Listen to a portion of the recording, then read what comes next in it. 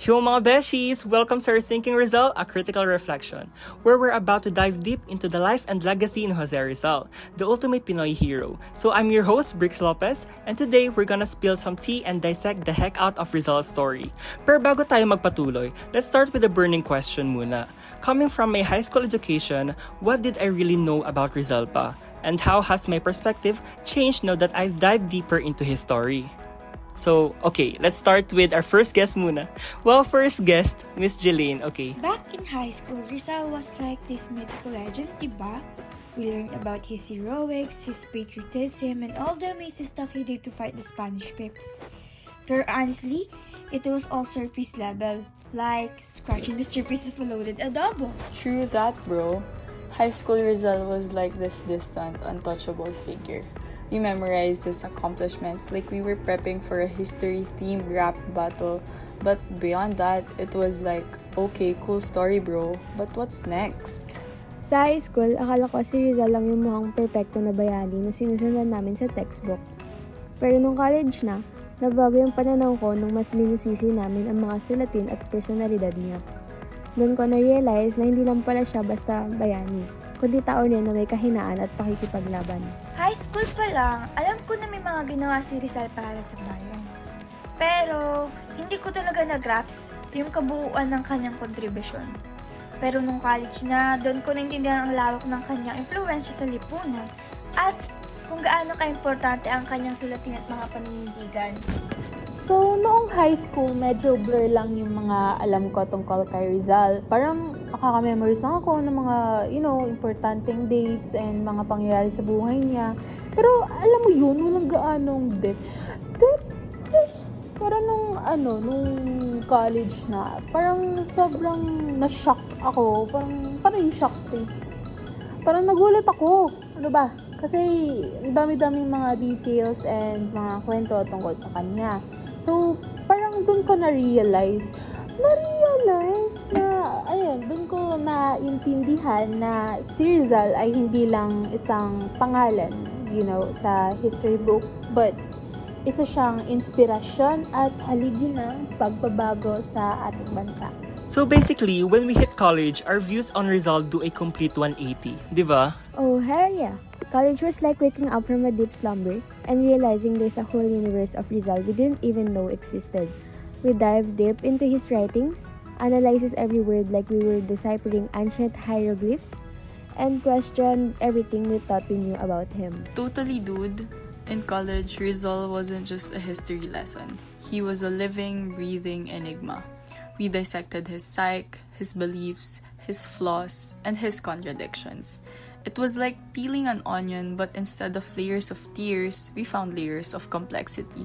But before we get too deep, let's talk about Muna Rizal's life and works. Did you know he was more than just a revolutionary heartthrob? Yes, absolutely. So like Rizal, siya yung parang jack of all trades, master of none, but still pretty darn impressive. Alam mo yun? Kasi aside from being the poster boy for Philippine nationalism, he was a literary genius, a medical doctor, a prolific writer, and an advocate for, social reform. So like, ang busy mo naman. Dude was like busier than a bee in a field of flowers.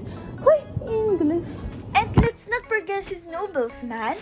Noli Me Tangere, El Filibusterismo were just literally masterpieces. They were like the original Pinoy soap operas, full of drama, suspense, and hidden political messages. Rizal was like the J.K. Rowling of his time, but with more swag. But wait, there's more mga beshies. Did you also know that Rizal wasn't just a brainiac and a revolutionary? Homeboy was also a hopeless romantic and a literary genius. Yes, be, tama ka dyan. So like, Rizal's love life was like a telenovela. Kasi, ang drama ate, daming heartbreak, mga scandal, ganun. So like, from his puppy love with Leonor Rivera to his epic romance with Josephine Bracken, Rizal was out there breaking hearts like it was his side hustle. Ano te, kinakar mo na yun? And let's not forget his literary contributions, mga beshies. Aside from his iconic novels, Rizal also penned other works like A la Juventud Filipina, a poem that celebrated the beauty and potential of Filipino youth. Dude was like the original hype man for Pinoy pride. Now, let's talk about Rizal's family background, mga beshies. Did you know that he came from a line of intellectuals and reformists? His parents, Francisco Mercado and Teodora Alonso, instilled in him the values of education and also social responsibility. So, ayun, medyo amazing, di ba? When Rizal went to abroad for further studies, it was like the ultimate journey of self-discoveries, mga beshies. He traveled to different countries, immersed himself in diverse cultures, and expanded his horizons like a boss. Dude was like the original backpacker exploring the world one country at a time. So, reflecting on Rizal's legacy, how does it still matter in today's crazy world nga ba? So, let's ask Miss Rabi, what do you think? Dude, Rizal is like the OG influencer of Philippine society. His ideas of education, social justice, and patriotism are still as relevant today as they were back then. Plus, rethinking Rizal opens up discussions about colonialism, identity, and power dynamics that are still plaguing our society today. Did you know that he was a firm believer in the power of education as a tool for liberation?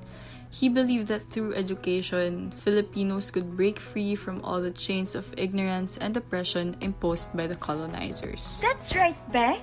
Rizal was like the OG advocate for education reform. He pushed for the establishments of schools and universities that would provide quality education to Filipinos, regardless of their social status. Dude was like the original champion for equal access to education. Hey, let's not forget Rizal's political activism, mga beshies. Dude was like the OG political influencer, using his writings and influence to challenge the status quo and fight for the rights of his fellow Filipinos. True that, bro. Rizal's writings were like the original call to arms for Filipino nationalism. He inspired Filipinos to rise up against Spanish oppression and fight for independence. Dude was like the OG freedom fighter, leading the charge for Filipino sovereignty. And let's talk about Rizal's impact on Philippine literature and arts, mga beshi ko. Hey!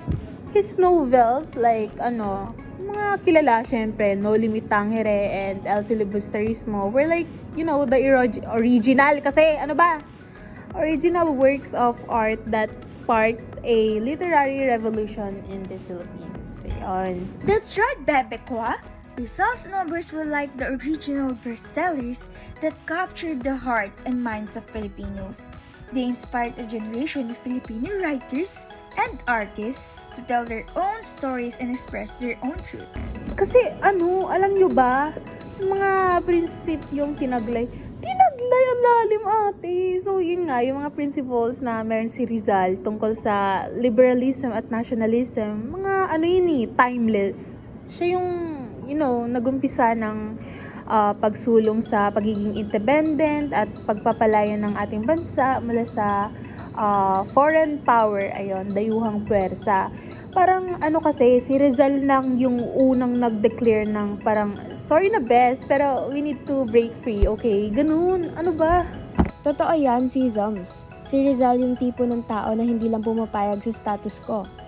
Gusto niya ng pagbabago at self-determination para sa kanyang bayan. Kaya't kahit anong sabihin nila, laban lang tayo best para sa independence na pinapangarap ni Rizal. Oo nga, mga Vax. Si Rizal yung tipo ng taong naniniwala na ang kabataan ang pag-asa ng bayan. Kumbaga, para siyang nag-throwback Thursday na sinasabi, mga bes, believe in yourselves. Kayo ang future ng bayan. Kaya't dapat gayahin natin si Rizal sa pagiging determinado at pagiging empowered na magdala ng pagbabago sa lipunan. Let's not forget Rizal's influence on Philippine society and culture, mga beshies. His ideals of freedom, justice, and equality have shaped the Filipino identity and inspired generations of Filipino to strive for greatness. True that, bro. Rizal's legacy is like the cornerstone of Philippine culture, influencing everything from literature to art to music. He's like the OG cultural icon, shaping the Filipino spirit and defining what it means to be Pinoy. Okay, now, let's talk about Rizal's international impact and global recognition naman, mga beshies. Dude was like the OG global influencer kasi, spreading his message of freedom and justice to the world, o, diba? That's right, ate ko. You know, Rizal's influence transcended borders and inspired people from all walks of life to stand up against oppression and fight for their rights. Yes. So, he's like the OG hero of the oppressed, a beacon of hope for people everywhere. Yes, Lay! So after diving deep into Rizal's world, what's the biggest takeaway for us nga ba? Okay, take it away, Miss Gab. For me naman, it's the realization that Rizal isn't just a figure from the past. He's a mirror reflecting our present and shaping our future. Let's keep vibing with his legacy and making waves in our society, mga pare. Word bro, Rizal's legacy is like our roadmap for being woke citizens. Let's keep the conversation going and continue to challenge the norms. One konyo conversation at a time. Alam niyo ba, mabeshi ko, habang binabasa ko yung mga sulatin ni Rizal, parang naisip ko, ano kaya yung mga moves ni Rizal kung millennial siya, di ba? So like, kumbaga, yung mga trip niya tungkol sa pagiging woke at pagmamahal sa bayan, dapat hindi lang nakastuck sa history books. Dapat may pa-remix version para mas magets na mga kabataan ngayon, di ba? Totoo yan, sis! Imagine mo, Rizal doing TikTok videos with his iconic quotes tapos may hashtag Rizal Tots. Baka sakaling mas marami pang makarelate sa kanya, di ba? At least mas marami pang ma-inspire sa kanyang mga life hacks. Tama ka dyan, Bes. Isa pa, ang mga sulatin ni Rizal ay parang guidebook sa pagiging socially aware at woke sa panahon ngayon. Dapat nating gamitin ang kanyang mga teachings para hindi lang tayo mag-survive sa mga issue ngayon, pero mag-thrive tayo as empowered individuals, diba? And there you have it, folks! Rizal isn't just a history lesson. He's a living, a breathing testament to the resilience and spirit of the Filipino people. We've gone deep into the world of Rizal, unpacked his influence on society, and reflected on how studying his life has impacted on our personal growth. And also, reflecting sa mga experiences ng ating mga special guests tonight, we can say that Rizal isn't just a historical figure. He's a symbol of resilience, pride, and the indomitable spirit of the Filipino people. So, let's keep his legacy alive and kicking and continue to push for a brighter future. So again, I'm your host, Brix, and that wraps up our Thinking Rizal, a critical reflection for tonight's podcast. Peace out and stay lit, mga beshies. Bye!